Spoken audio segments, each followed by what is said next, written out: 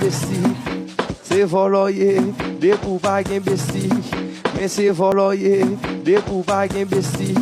Mais c'est Volèw, Depiw pas gen besti. Mais c'est Volèw, Depiw pas gen besti. Mais c'est Volèw, Depiw pas gen besti. Mais c'est Volèw, Depiw pas gen besti. Mais c'est Volèw, Depiw pas gen besti. Mais c'est Volèw, Depiw pas gen besti. Mais c'est Volèw, Depiw pas gen besti.